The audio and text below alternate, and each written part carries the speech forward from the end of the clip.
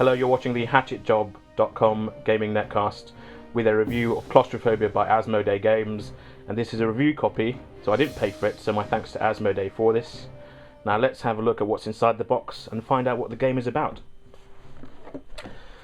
So inside the box, get a nicely illustrated, reasonably simple to understand rulebook. Now this is a sheet used by the demon player to determine what his army's skills are for that round, so that's one clue. There's a demon player in the game, and then these sheets are used by the human player to figure out what stats his team have on each round, and that's the second clue. There's a human player, and in fact there are no more clues in terms of players because it's a two-player game, and one person plays a demon and the hordes of hell, and the other one plays a human priest, kind of an armoured priest known as a redeemer, who has to go into hell essentially with a group of convicts, and he goes there to kick the shit out of demons. And you get these nice tiles in the game. Underneath this set of tiles are some cards here which act as items and spells and events that happen during the game. Up here you can see a row of figures. These all come painted, so let's have a look at those. So this is the main character that the human player will be using. He's the Redeemer, an armoured priest, and I guess in World of Warcraft terms this guy would be similar to a shaman, because he gets to use spells during the game, some of which are offensive, some of which are healing. I think he has a debuff for the demon as well. And then we have this chap who is called a Blade of Hire. He's similar to a rogue in that he has a special power, which is that no matter how many monsters he's surrounded by, he can run away from them or get in the middle of them, so he can kind of sneak past people. And then finally this chap here, who is called a Brute, and he's basically a tank in the game. And his default powers are that if he needs to, he can take a hit for somebody, so almost standing in front of them, and he can also stop monsters leaving a tile. So in a sense it's a bit like sort of passive aggro management. The main demon boss uses this figure here, again really nicely painted. There are actually several demons in the game depending on the scenario that you play, but each one uses this basic character. And then the demon has these little things called troglodytes. He has quite a few of these, and these are his minions. And to use another video game kind of explanation, these are basically zerglings. They are numerous but weak. At the start of each turn, the human and demon players get to choose their stats. So let's look at humans first. So each human character has one of these character sheets, and you can see it has the Redeemer up on this one with his portrait, special power called Blessed, rows with dice at the end, and 3 abbreviations, which are movement, combat, and defense. So movement is how many spaces the character can move during the turn, combat is how many dice he rolls, and defense is what if somebody rolls a dice against him, they have to score a 3 or higher, in this example, to land a hit. Okay, so we've had a look at the little figures and the character sheets, and remember that the character sheets have different stats on in lines, and so one line might make the character more defensive, one might give him greater attack value, one might make him faster. And at the start of the human player's turn, you roll 1 die for each character you have in play. So let's say I have 4 characters, I roll 4 die, or 4 dice. Then I look at the results that I have, okay? And I take my character sheet, and I look at what each line gives me. So for example, this line of 3 would give me 2 movement, 1 combat, and 3 defense, but the 6 down here would give me 1 movement, 1 combat, and 6 defense. So the 3 is kind of a mixture, and the 6 is purely defensive. So what happens is, I decide that I want this guy to be more defensive this round. So I place the 6 die in here, and now for that round he has the 6 die stats. And I would do the same for the other characters. I would look at what dice rolls I had, and I'd place them according to the mix of stats I want my character to have for that turn. Now if during the game one of my guys gets wounded, let's say the Brute here, I take a little red token, I look at the stats, and I figure out which stats are least important to a Brute. So do I think that a Brute should have more defense or more speed or whatever it is? And then I take the red token, or the red plug, and I put it in the stat line that I think is least useful to me in that situation, and I can't use that stat line again during the game.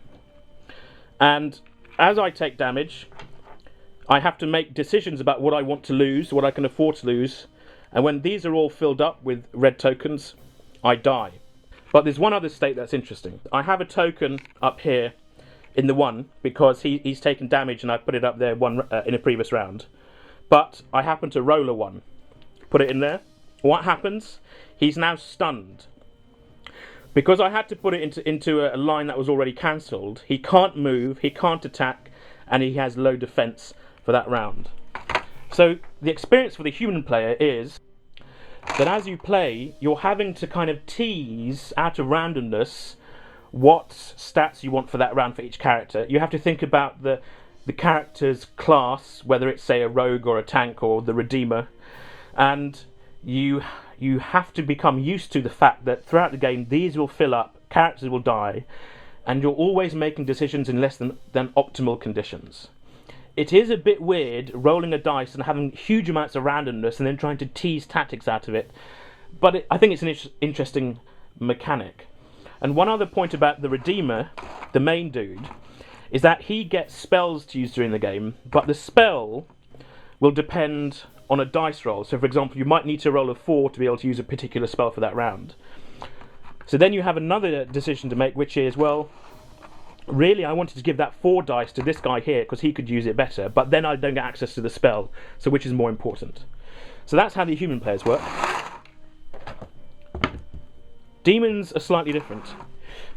They have this big board, and what happens is, at the start of the demon round, by default, you roll 3 dice, like so, and depending on the dice you roll, you get to do different things, and you place the dice where you want the bonuses to be, or what bonuses you want. So, for example, you might give your little guys extra speed, you might give them more defense, more attack power, you might decide that you want more reinforcements in the next round.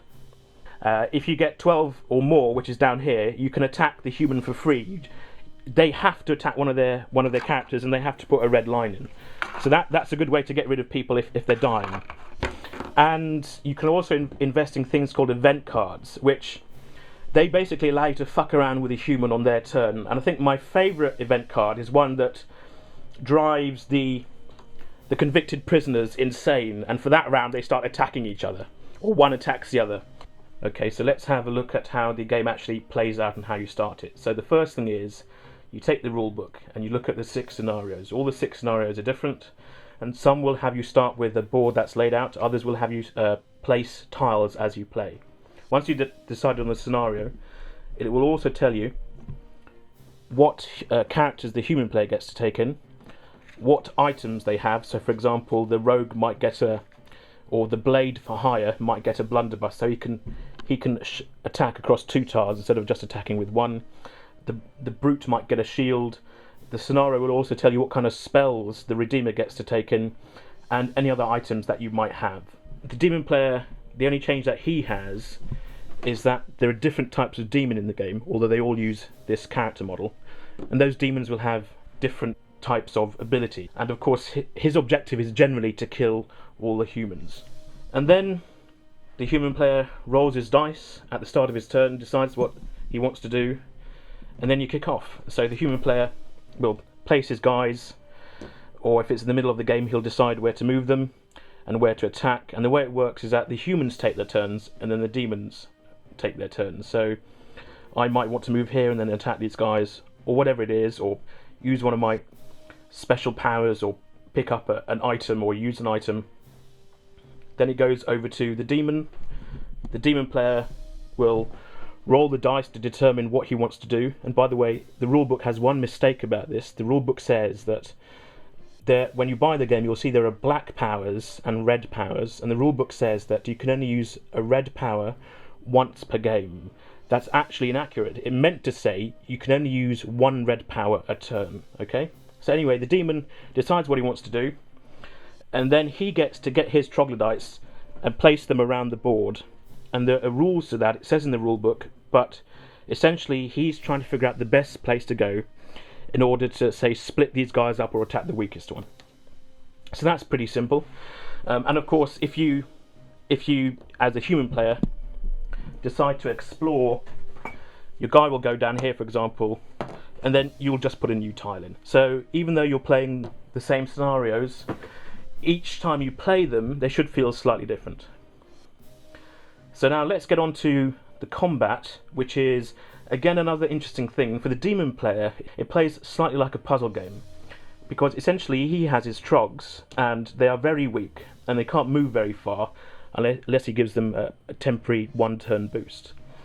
And so what he needs to do is he needs to figure out the best way to get his trogs in and out of tiles, bearing in mind he can only ever have 3 on a tile at once. Okay? So what he might do is he will basically send them in and out, bouncing from different squares, trying to set up a chain reaction. And that also means when he's placing them, spawning them in on the board, he'll look at where the best place is. If the humans have to get to a particular objective, he might place them on the route to that objective. The humans play slightly differently. If you play properly, given that you'll be rolling dice to determine what kind of stats you can get, the humans can take out chunks of these monsters at a time and get rid of them. And so they have kind of, you might say they have tactical abilities, because they have the items that I mentioned before, and spells, and things that they might find in the dungeon, or that they're get given before they're going in the dungeon. But the demon player has the strength of numbers, and if he plays cannily, he can send loads of waves of demons in, of troglodytes in, to attack the human. One other thing I need to say is that each of the tiles you draw has the potential to do something bad to the humans. Okay, so basically they'll have little icons on. You can just see a little icon down here, and more often than not that's a bad thing. So it might mean that the demon can spawn more troglodytes in an area. It might mean that every time the human gets hit, he gets hit twice. Maybe it means that you can only have one person in a corridor instead of more. All these little things that make a difference. Of course, if you're lucky and the scenario allows it, you might get a tile that allows the humans to get an extra treasure to use. And I do dig this game. It's got a simple rule set that allows for quite complex interactions. The humans play differently from the demon, so they are different experiences. I don't know if it might feel, for some video gamers, it might feel too simplistic, because where you stand on a tile doesn't matter. But I think that's overcome by the fact that you do have to pay attention to placing, and you do have situations where your guys are, they've got no spells left, they've got no items, they're split up, they're wounded, they're limping along, they have to fight through hordes of people. And I think it's a solid game. I think if you are into games like Diablo or Torchlight, then thematically it should click with you. I think if you like asymmetric games, then again, there's something to investigate here. The main sticking point against it is really how random it is. Now, of course, you can counter that by choosing what spells you want, but it's a bit of a weird sensation, because unless you get a special card or a special power, you never really feel like you have any chance to counter the randomness, to do something about it. So in that sense, it's this peculiar mix of semi-tactical, semi-random, another 150% in total, decision making. I think the best compliment I can give it is that after a game I normally want to play again.